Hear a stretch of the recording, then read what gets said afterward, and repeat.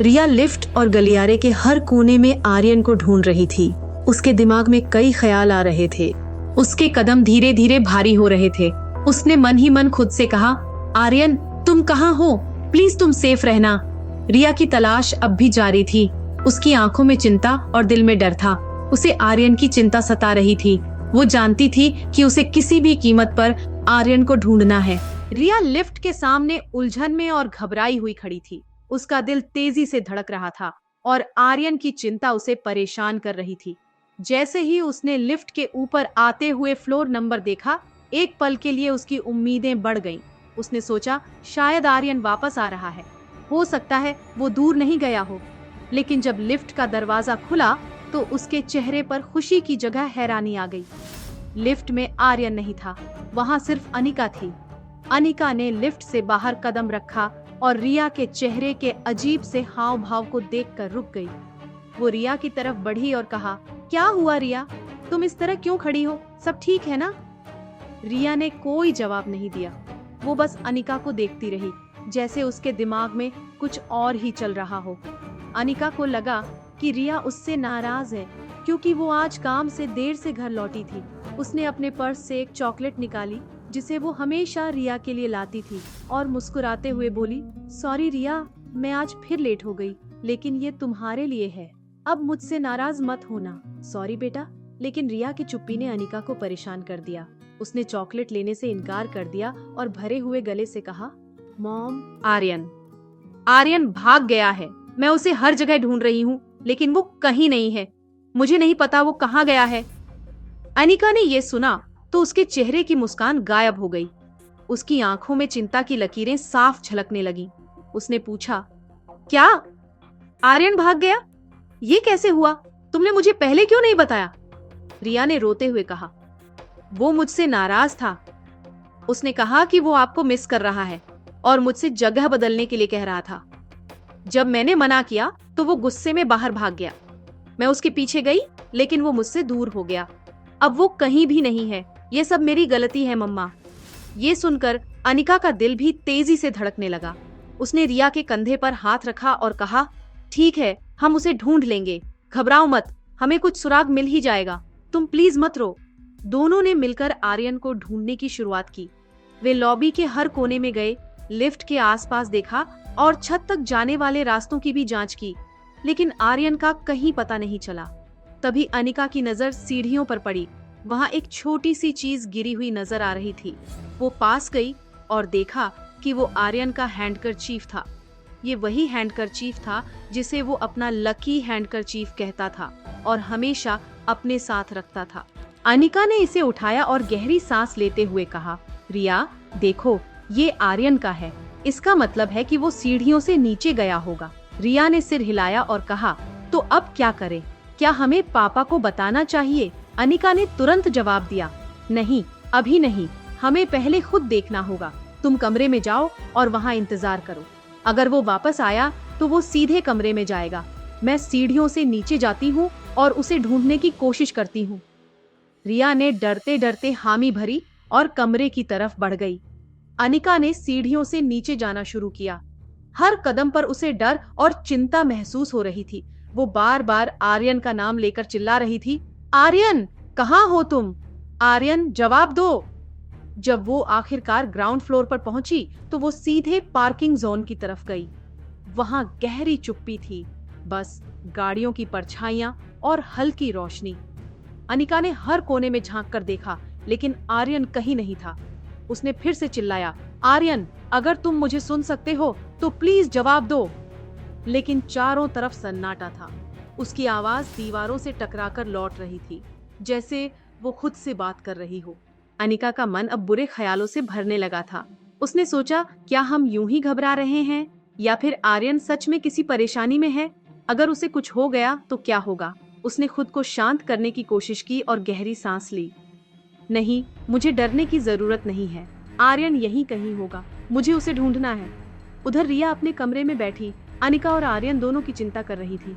उसने बार बार दरवाजे की तरफ देखा, सोचते हुए कि शायद आर्यन लौट आए, लेकिन हर बार निराशा हाथ लगी। उसने खुद से कहा, क्या मुझे पापा को अभी जाकर सब बता देना चाहिए? लेकिन अगर उन्हें हमारा राज पता चल गया तो न जाने क्या होगा। रिया की उलझन और चिंता बढ़ती जा रही थी। पार्किंग जोन में अनिका अब भी आर्यन को ढूंढ रही थी। उसने हर जगह तलाश की, लेकिन उसे कहीं भी कोई सुराग नहीं मिला। उसकी आवाज थक चुकी थी और उसका धैर्य जवाब देने लगा था। अनिका ने आर्यन का नाम पुकारते हुए और पूरे पार्किंग लॉट में उसे ढूंढने में कई मिनट बर्बाद कर दिए। वो हर कोने को चेक करती जा रही थी, लेकिन आर्यन कहीं नहीं मिला। उसकी आंखों में घबराहट और दिल में एक अजीब सी बेचैनी थी। वो किसी भी हाल में आर्यन को ढूंढना चाहती थी, लेकिन उसका कोई सुराग नहीं मिला। निराश और परेशान अनिका वापस अपने कमरे की ओर बढ़ी। जब अनिका लॉबी में पहुंची तो उसने रिया को देखा।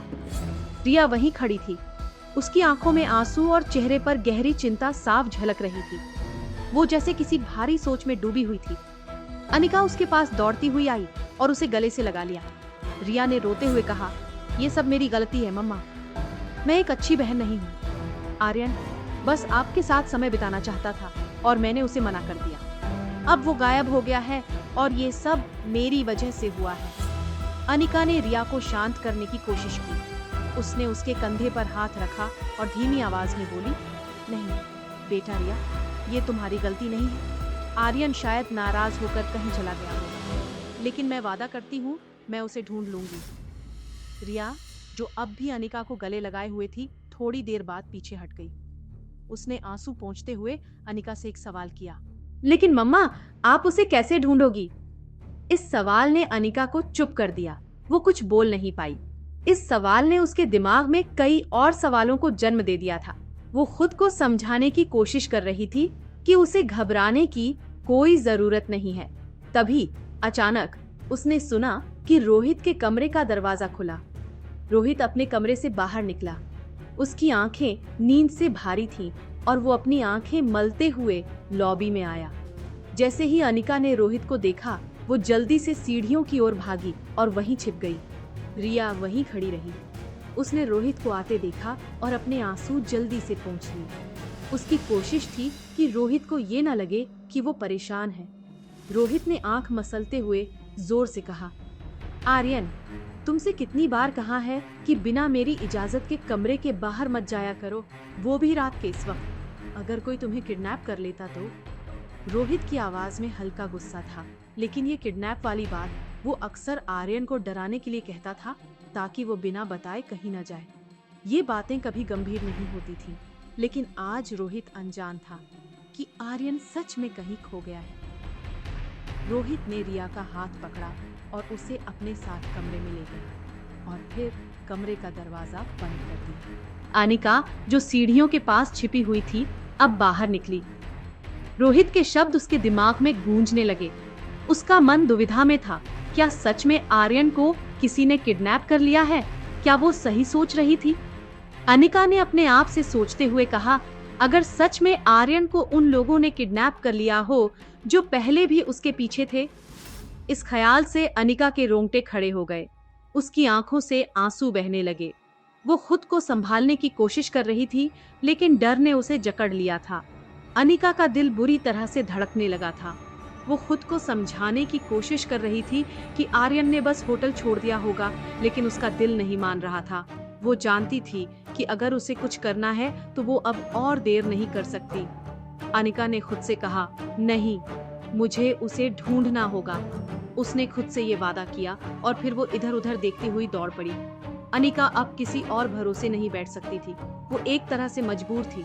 उसे मालूम भी नहीं था कि वो किसकी मदद ले। वो पार्किंग लॉट की तरफ लौटी।